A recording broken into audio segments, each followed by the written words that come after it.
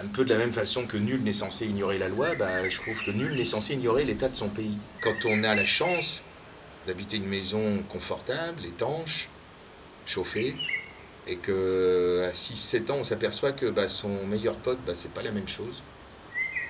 On peut pas oublier ça. Une bonne part de mon engagement vient de là. Il y avait quelque chose d'indéniable dans l'action de la Fondation Abbé Pierre qu'on ne peut pas taxer d'appartenance politique.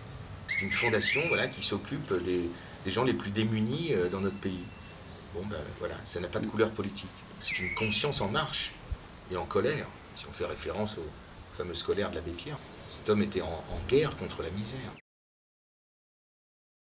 Je me souviens d'avoir dit à l'une des instits d'un de mes enfants, vous savez, quand vous donnez des devoirs, ayez conscience qu'il y a des familles qui habitent des maisons tellement petites qu'il est extrêmement difficile de faire ces devoirs. Et j'avais à peine dit ça, qu'une dame, derrière moi, dit que c'était le cas chez elle. Elle disait, ma fille fait ses devoirs sur le palier. Ça fait drôle d'émettre ça d'un point de vue un peu théorique, et que bah, la réalité de la vie est juste derrière vous.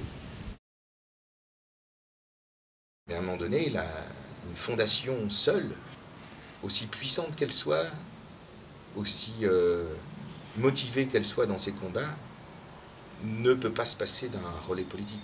Maintenant, je crois que nul homme politique ne peut ignorer l'état du logement en France. La Fondation Abbé Pierre a même aussi de prouver à ce même personnel politique que, regardez, nous on n'a pas les moyens d'un État, on a les moyens d'une fondation et regardez ce qu'on fait.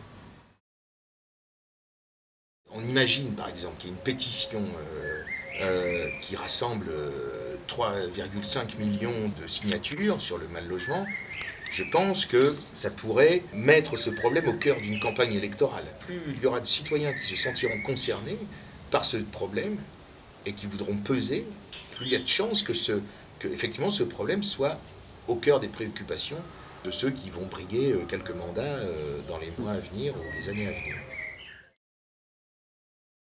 Il y a une spirale infernale de la misère, mais il y a aussi une spirale incroyablement positive lorsqu'on sort de la misère. On s'aperçoit que, paf, j'ai ça, après, ah, j'ai mes papiers, ah, je peux faire ci, ah, je peux bénéficier d'une aide, nana, ah, je retrouve un emploi, je n'ai plus besoin de l'aide, ah, je peux aider à mon tour, etc., etc., etc. Et ça, c'est une spirale vertueuse.